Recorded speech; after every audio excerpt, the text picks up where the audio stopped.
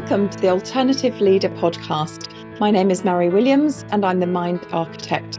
I'm also founder of the Alternative Leader Academy and author of It Begins With You. This podcast is dedicated to inspiring the leaders of today to lead with intention, both in their personal and their professional lives. My guests from across the world share their challenges, their knowledge and their experiences so that we can learn from these powerful insights to help us lead with strength, determination and compassion.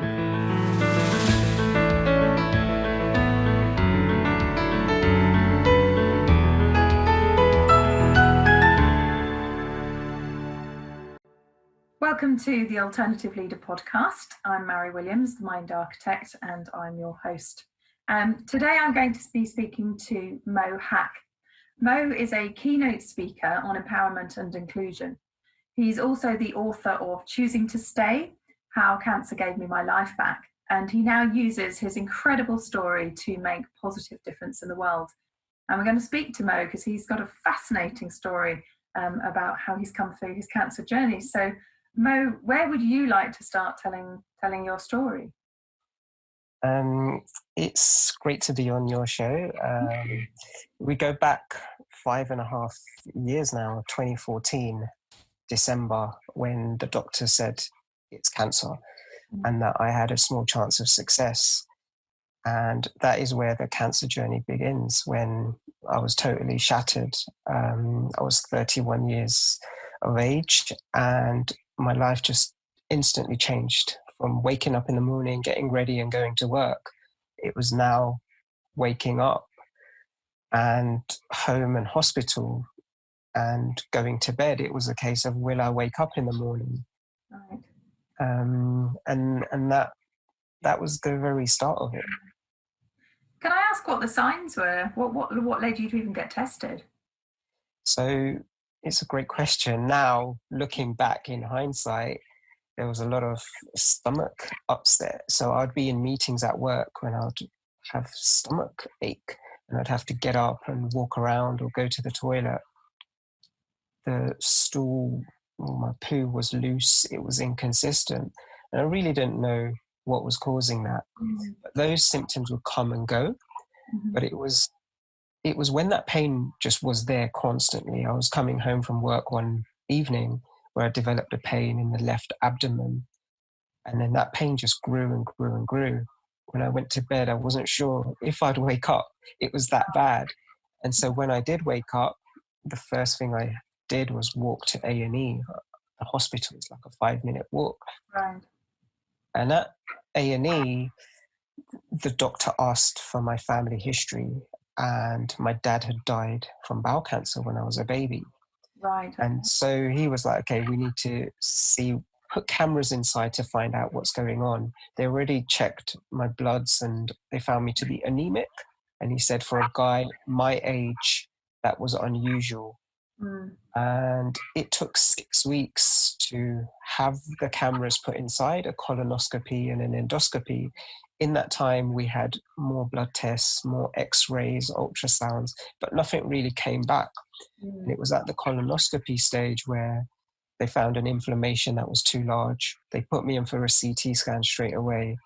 And 6 days later, it came back with a stage 4 cancer diagnosis. Now, in the cancer world, stage 1 is an early stage condition where options are high and survival chances are a lot greater. Stage 4, your options are limited and survival decreases. And so when the doctor said you have a small chance of success, it kind of instantly highlighted how severe my condition was. I didn't know anything about cancer at that stage, but now I know a lot more, where I am sharing my story in medical groups, in advisory boards, on stages, in health conferences, doctors and nurses even.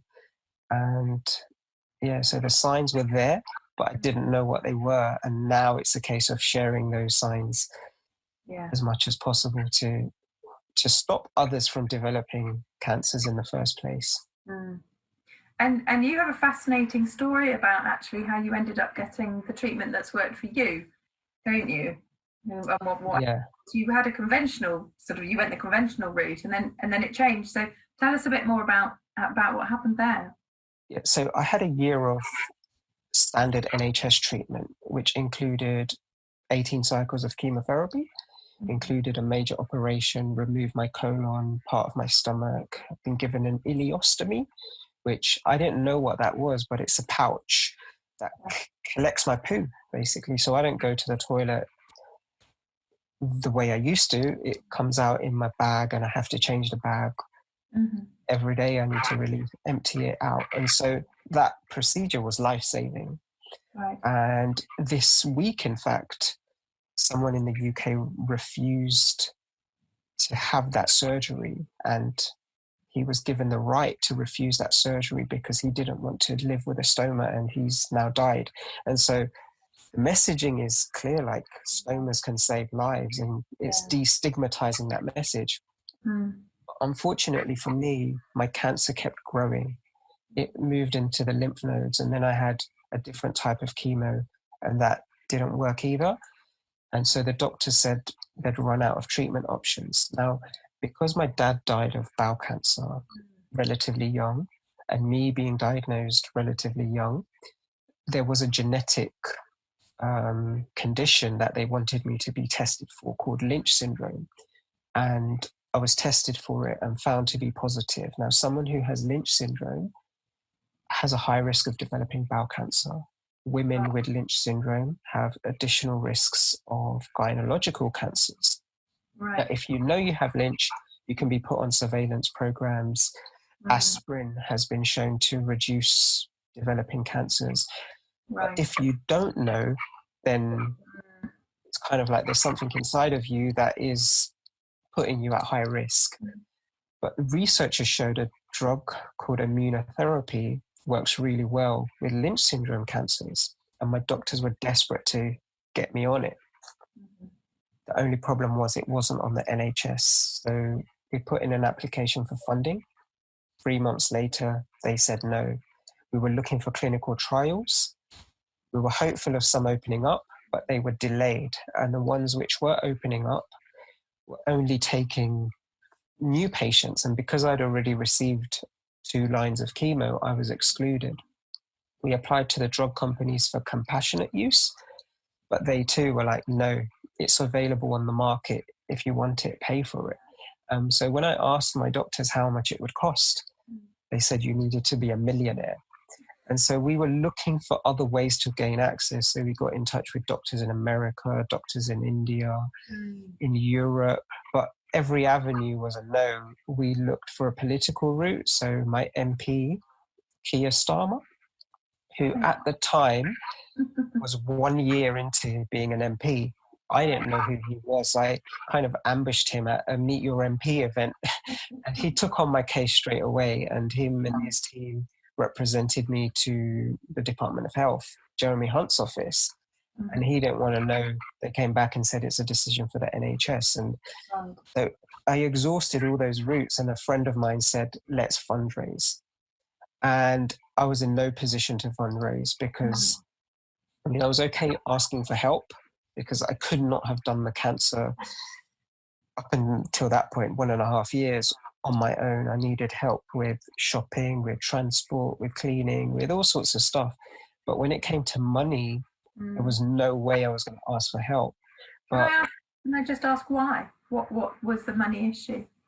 when I look back, I was going to bed crying, asking, am I worthy? And what is the price on life? Am I deserving? And I've got an amazing network of friends, supportive network who are trained in therapy and psychology and emotional work, where I was exploring these questions. And the moment I realized I am worthy, I am deserving, I went back to my friend and said, let's fundraise. And that was the start of the next phase. Just before you go into that, if it's all right with you, I just kind of pause and ask a question there. What was the tipping point for you to realize, to go from am I worthy to I am worthy? Because I know with my clients that is often the key issue that they have, however their problems are showing, It's, am I worthy or am I not worthy? So what for you is the tipping point to say, well, yes, I am?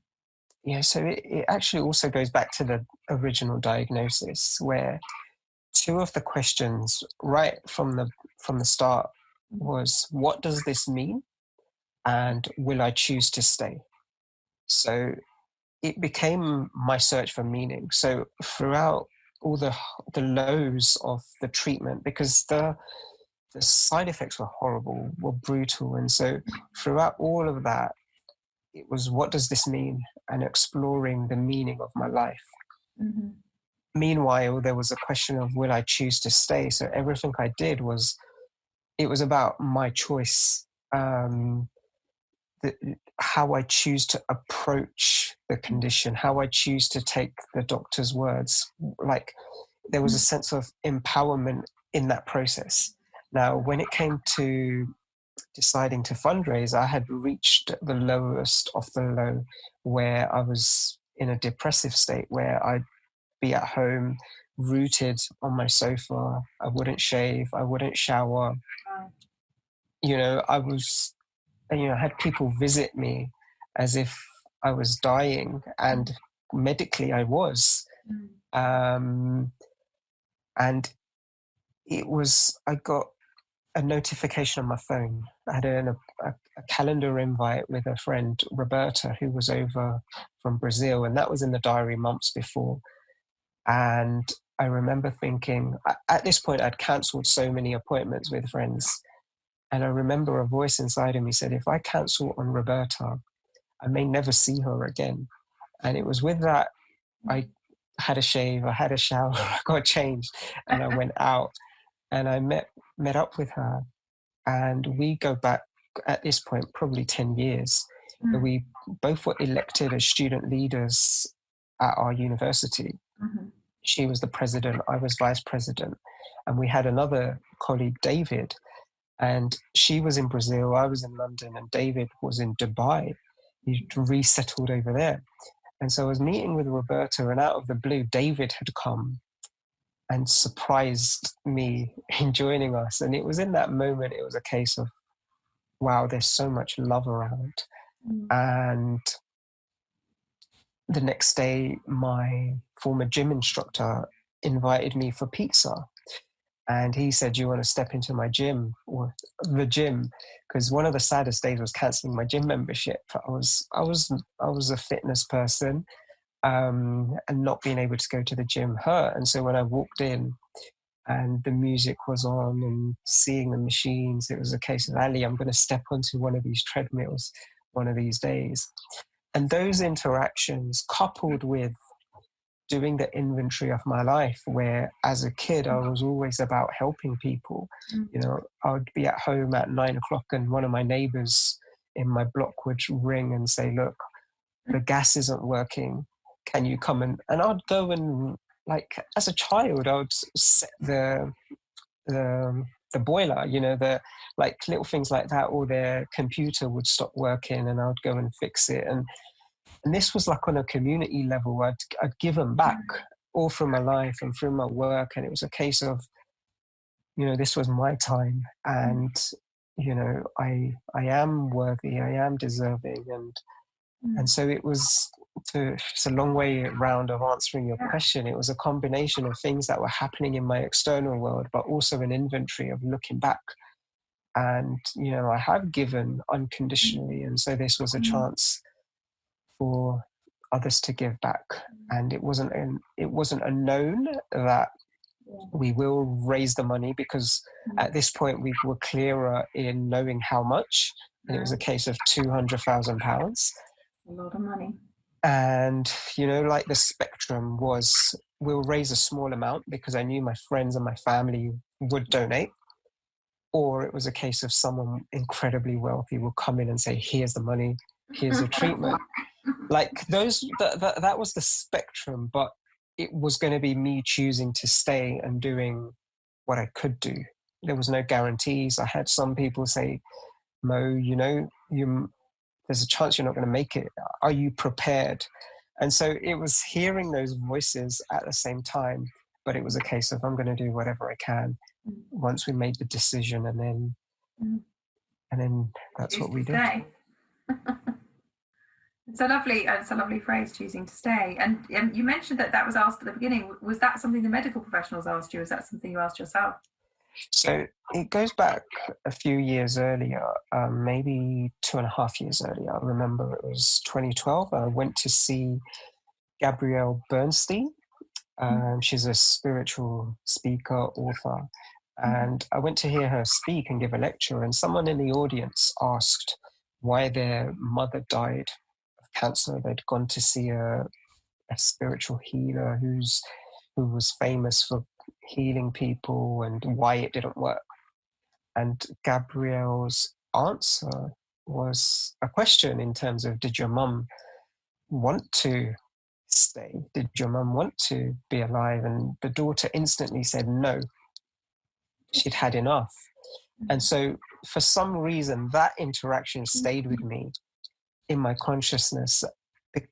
And so at the point of diagnosis, I remember that interaction. It was a case of, am I going to choose to stay?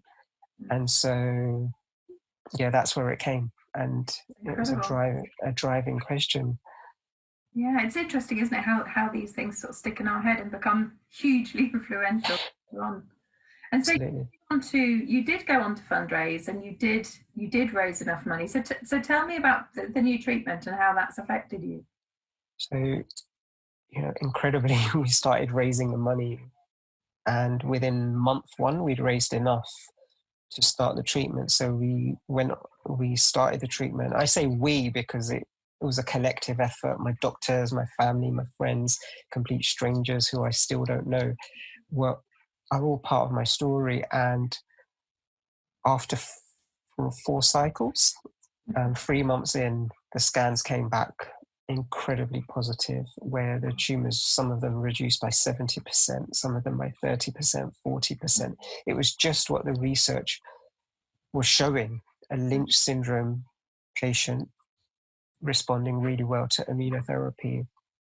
The difference being chemotherapy is like poison being injected into your bloodstream, targeting the bad cells, whereas immunotherapy is made up of antibodies and antigens, which help trigger the immune system to take care of the cancer. It's a different philosophy, different methodology altogether. And it's still new in the medical world. They started developing this drug in 2007-8, and in the medical world, 10 years is nothing, because they need to get license and trials and authorization. But because the success of this drug for certain types of cancer is so incredible, it's called the president's drug because President Jimmy Carter was given this drug, and it's famous for him surviving his cancer. Here is an elderly person with a horrific cancer surviving. And so the drug did what it said, and I had 1 year of this treatment, and the tumors reduced to millimeters. And so my doctor took me off the medication and said, let's monitor you. And that was 3 years ago. And I had a scan now. What are we in June 2020? We stopped the medication in May 2017. And 3 years on, there's no evidence of disease. And so going back... Of cancer at all now? Yeah, going back 5.5 years ago, a stage 4 cancer, being told you have a small chance of success, to where I am right now, it's a miracle, considering everything that we've had to go through to get the drug. And so, yeah, I'm very, very lucky and blessed and grateful. That's incredible.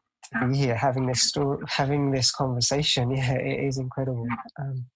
Yeah. How has it changed your life? Health has become a huge factor. Now, there are side effects of this drug, which I live with and contend with every day. They're different from the chemotherapy side effects. So the chemo side effects were sickness, diarrhea, fatigue, weight loss, loss of taste. And when you take one and compound them with everything else, I had a blood clot in my lungs thrown into the mix. It's horrific. The side effects of the immunotherapy are more autoimmune based. So arthritis. I had heard of arthritis before, but I didn't know how bad it was or how bad it can be. I'll be out where my knees would just lock up and I can't walk. Right. And I can't flex the knees, and so I'm walking like a zombie.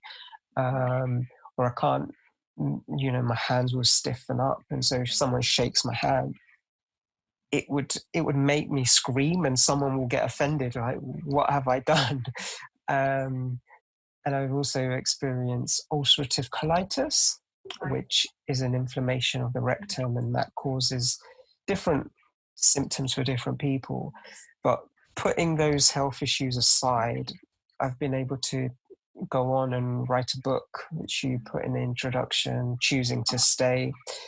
I've traveled different parts of the world, like recently, I say recently, the last 6 months is a bit of a bubble with the coronavirus, but just before I'd been invited to Houston, Texas to share my story at a Lynch syndrome event. Been invited to Ireland, personal development event. I sit on a number of boards from a medical perspective to try and influence change, submitting petitions at number 10 Downing Street last year with Bowel Cancer UK. There were like 5 people allowed through, and I was asked to be one of those. And so being given these extremely privileged opportunities to try to make change. And one thing I've learned is that it takes time, and time that us cancer patients don't have. Yeah. And so it's tough, because I've made a number of friends in the cancer world who have gone on and died. And so there's not a week that goes by, whether it's on Twitter or Facebook, or even in the media, that you hear of someone who's died. And recently, George Alagaya, BBC News presenter, he's been going through bowel cancer for a number of years, and his has progressed into his lungs. And so it kind of like shrinks the world. Everyone is everyone who's going through cancer is part of the family, and we fight. And so my life has changed completely as a result. Previously, I was student development director at Kingston University, and one of the projects I was working on was equality and diversity, and making it student-led. So students who face discrimination on campus to solve those problems.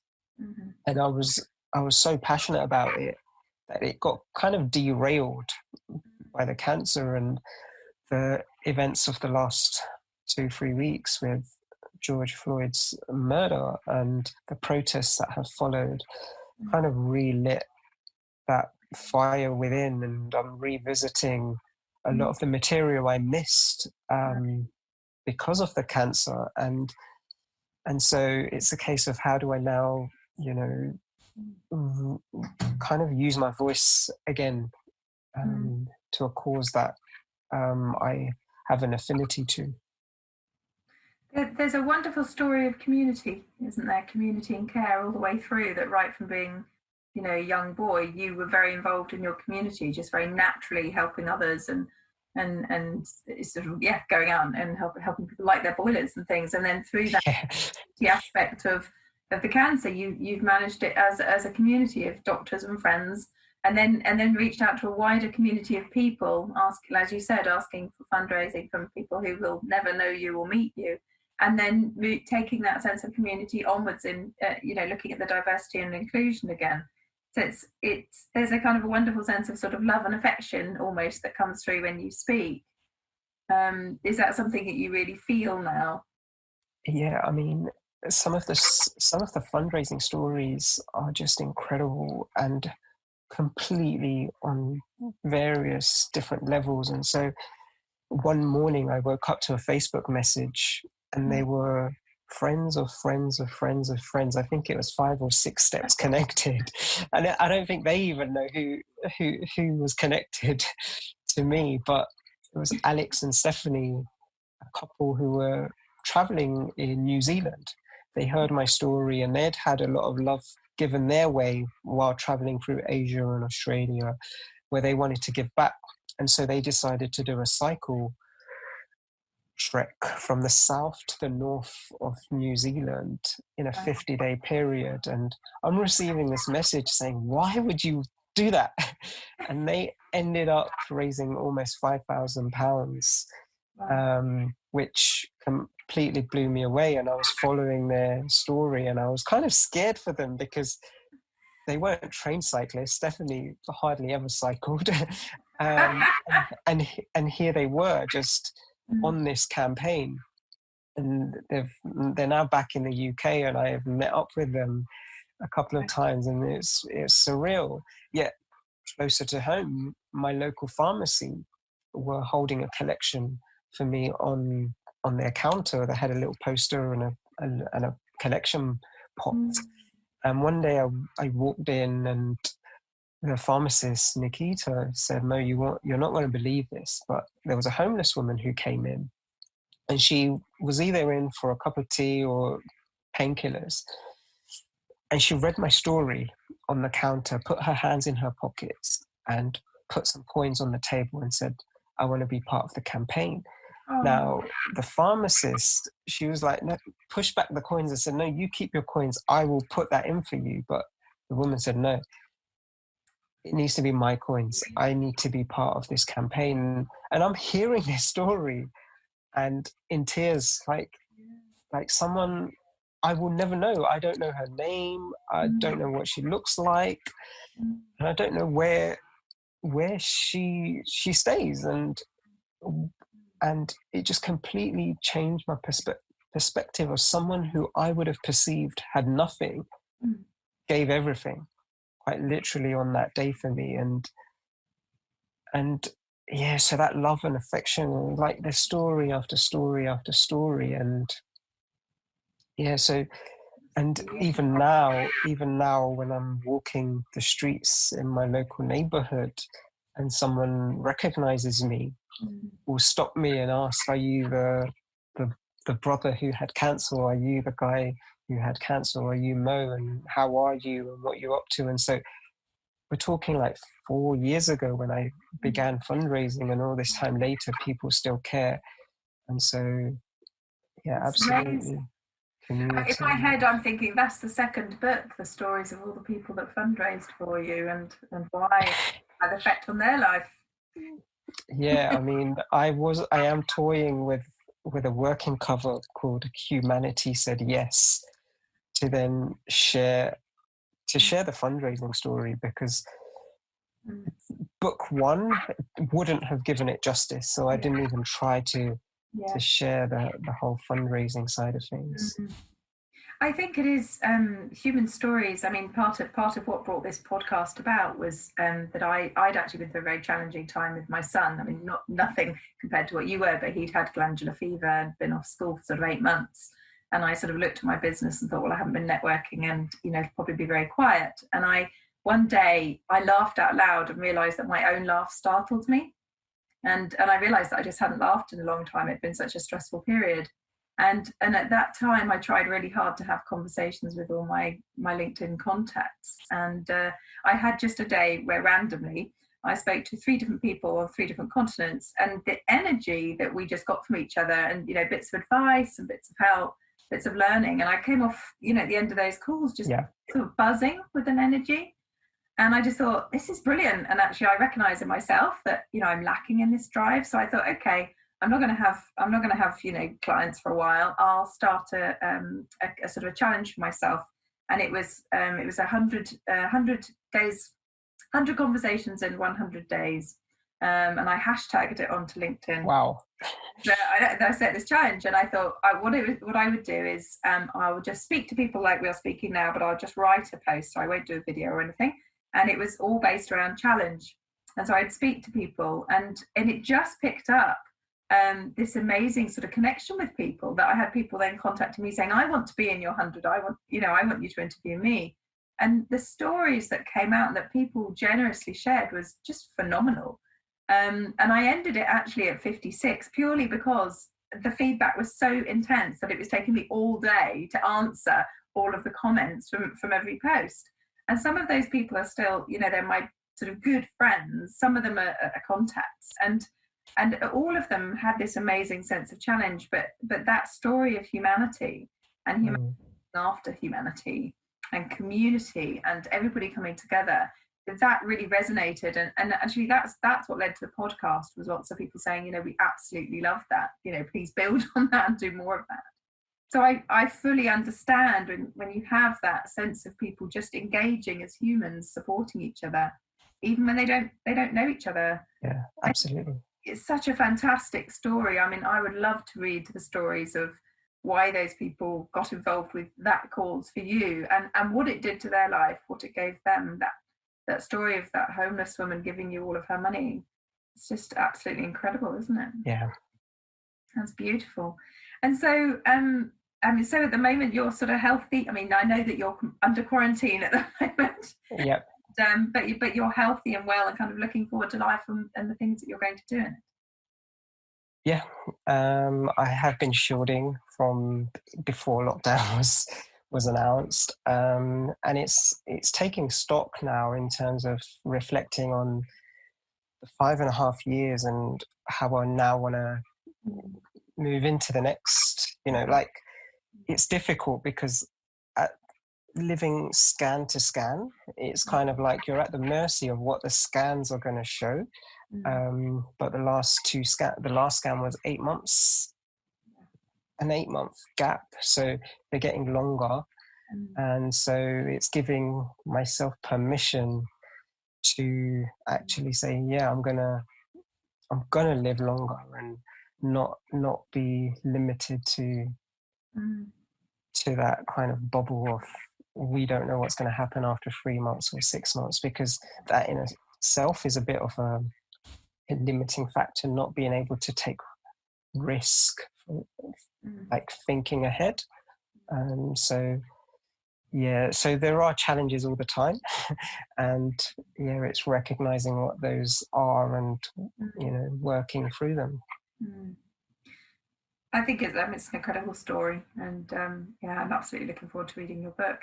And just sort of, before we end, but I just sort of wanted to touch on, you mentioned the George Floyd there, and I know that we were talking on the phone and having a conversation about the label, the Black Lives Matters, and why sort of was that inclusive, as a label itself. And I thought the way that you explained it was great. So I'd love you to go back and explain to our sort of listeners or watchers about that, if you would, and just to talk more about, because you talked very much about the passion that's kind of risen up in you again, to go back and look into that, and how you're looking forward into including that now in your life and the way that you move forward.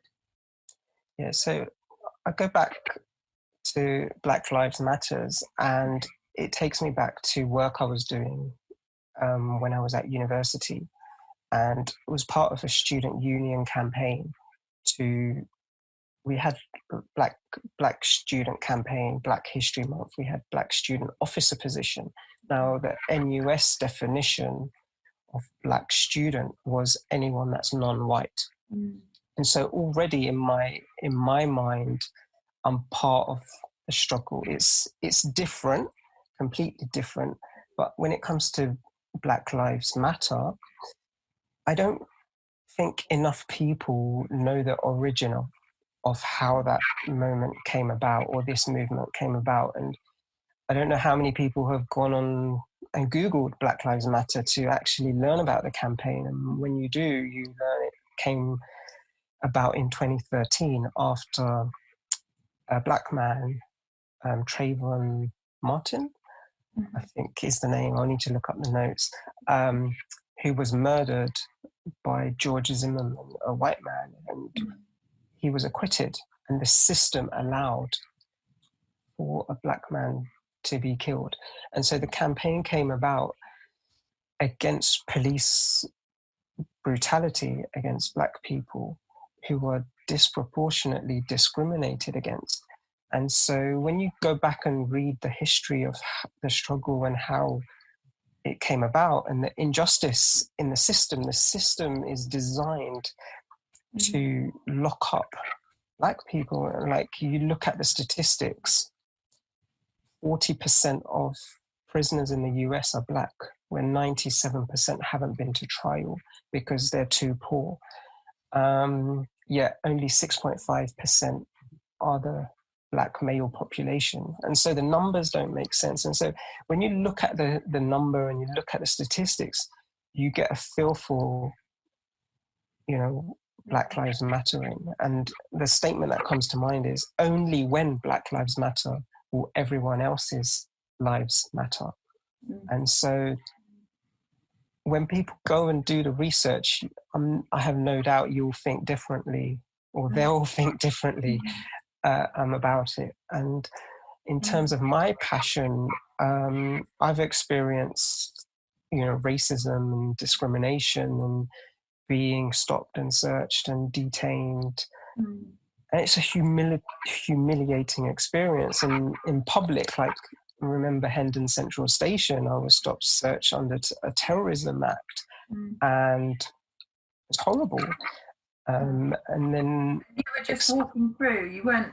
I remember you were telling me the story. You were just walking through the station. I was walking through the station. There were police out in force, checking everybody, or randomly stopping and searching people that particular day. And I was stopped. I asked questions. I asked what my rights were, and whatever they said I needed to do, I was like, you need to search my bag, search my bag. And it was just exercising. I wasn't angry, like, I wasn't resisting search. I wasn't saying no to them, but they thought I was being suspicious, and there it was. And so, like, asking for your rights, you were deemed to be suspicious. Just asking yeah, what you're doing and asking for your basic. Exactly that. It was a case of, do you want a police receipt? And I was like, no, not really. You stopped, you searched, you've not found anything. And then it was like, why don't you? And I'm like, do I need a receipt? And they were like, no, you don't. And so because I asked and because I said no, I don't, they then end up detaining me. And at this point, they're like, I'm like, what does detained mean? And they were like, if you try to flee, you'll be arrested. And then I'm like, okay, I've heard about stories of people being shot, and I'm like, I don't want that to happen to me. And at this stage, they know everything about me. They've found my staff ID card. I had 2 phones on me, and they were like, why do you have 2 phones? And I'm like, one is a work phone. And so you have these officers calling out IME number across the station. And then obviously when they do the search, there's nothing, like, there was nothing to find on me, and nothing I said was a lie, and the phone was registered with work and all of that kind of stuff. And so, but I don't experience that every single day. I mean, one time going into a concert, the audience queuing up were all mainly white, and I'm stopped as I'm about to go in and told you're randomly being stopped. And it's hearing the word random when nobody else was put aside other than me to go into a pop concert. It was, like, I've experienced that, but nowhere near on the level that some of the experiences that Black people go through. So how are you planning to kind of start to, I know you're sort of putting almost the cancer not behind you, but almost alongside you, and to move forward in picking up the diversity and inclusion? What are your sort of plans there? Have you got any? Yeah, so it's doing a lot of research and reading and, like, catching up on a number of things that have happened. So just this week or the past 2 weeks, learning, I was aware of it at the time. David Lammy had a review back in 2017, but I didn't follow up and do the reading about what those findings are. So going back and discovering those, going back over some of the books I'd previously bought and listened to.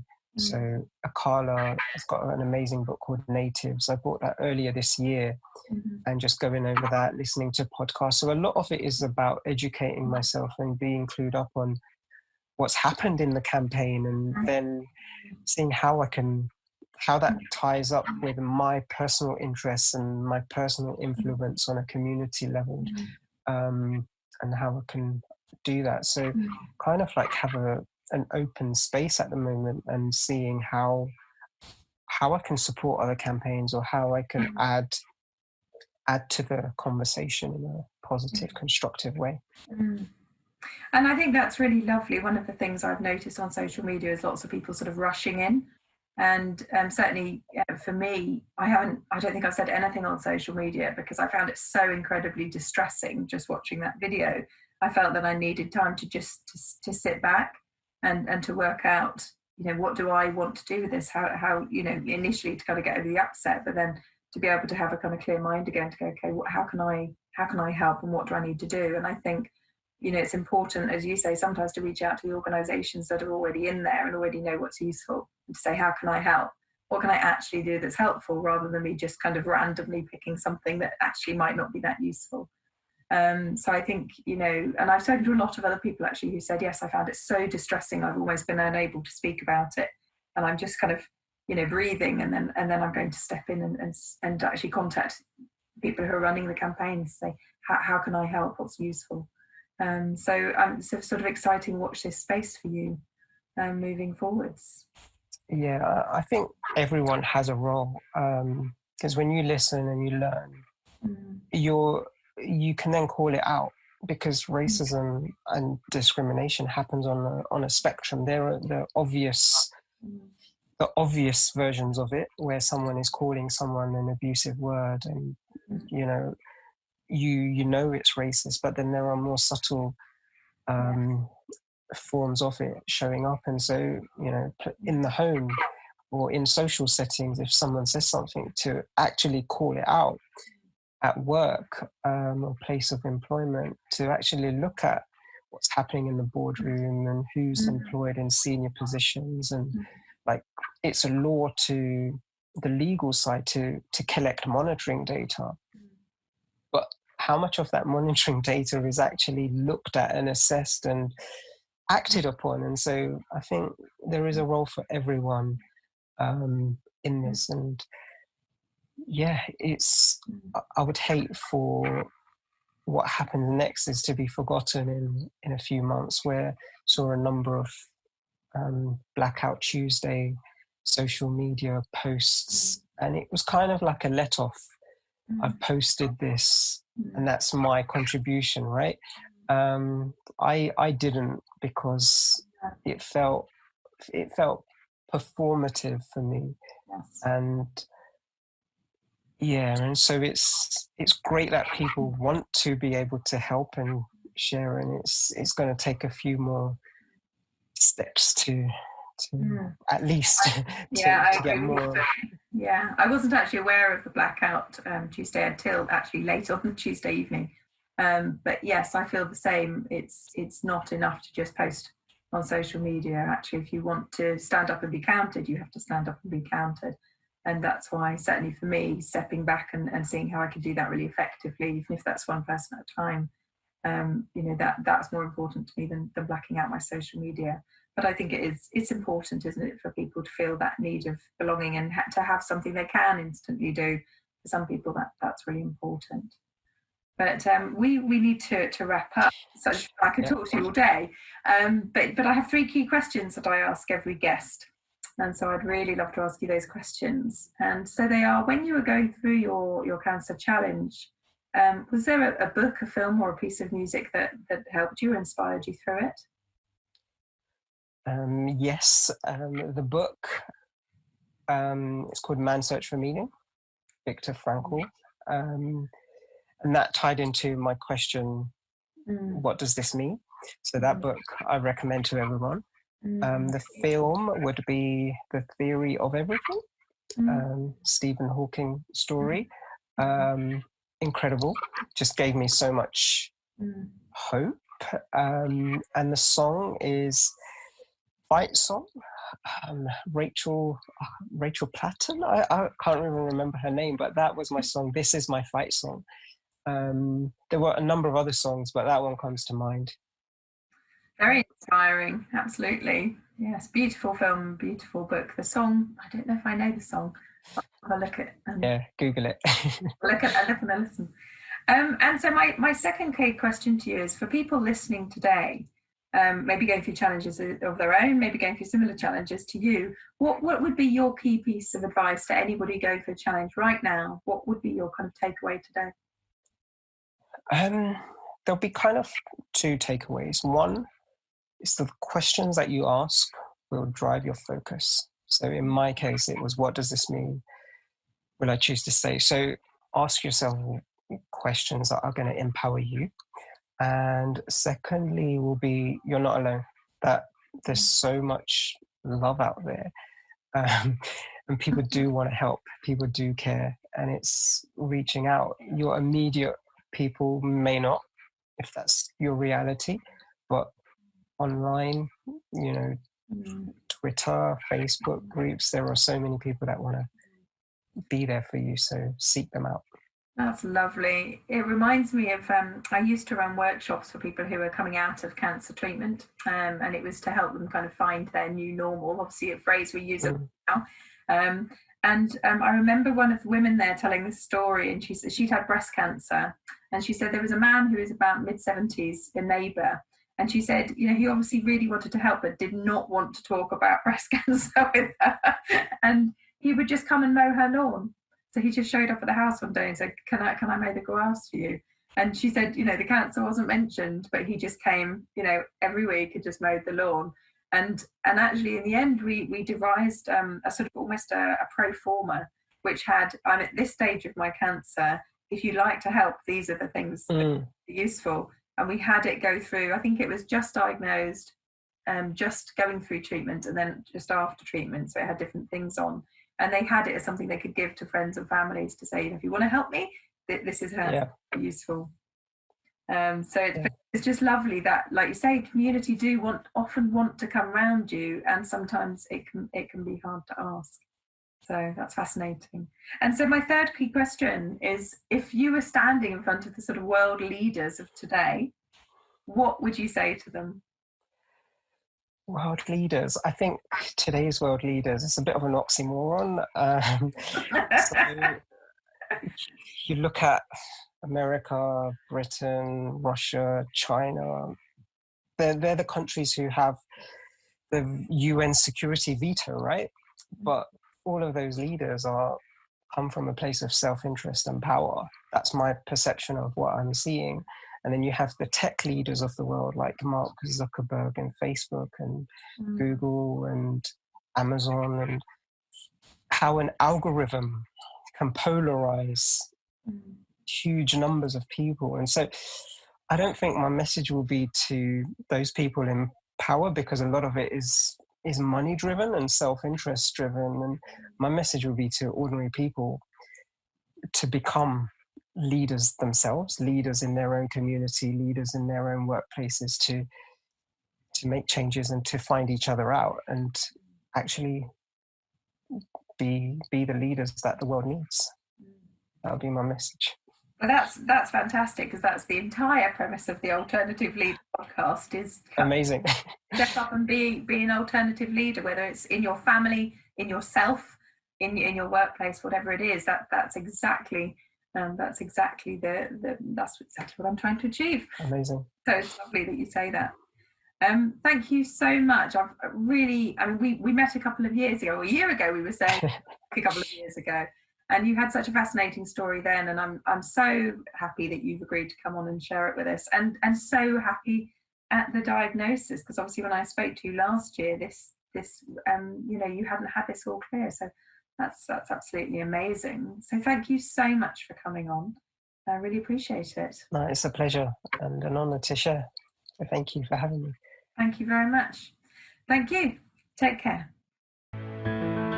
Hi, I'm Mary Williams, as you know, and thank you so much for listening to the Alternative Leader podcast. I search for guests to bring you lessons and learnings that can help move you forward in your life, help you achieve the success that you want to, in whatever way that shows up for you, to help you lead powerfully, whether that's in your own life, as your parenting, your personal, or your professional, and make you the best that you can be. If you've enjoyed the show, please rate and review it, and please share it with as many people as you think also want to move forward and gain success in their lives. If you want to find out more about me, go over to my website, which is www.mari-williams.com. That's www.mari, which is MARI-williams.com, and you'll find links to all of my social media profiles there. There's also a Facebook community that you can join, and again, all the links will be on the website too. I hope you have an absolutely fantastic day, and thank you so much for listening.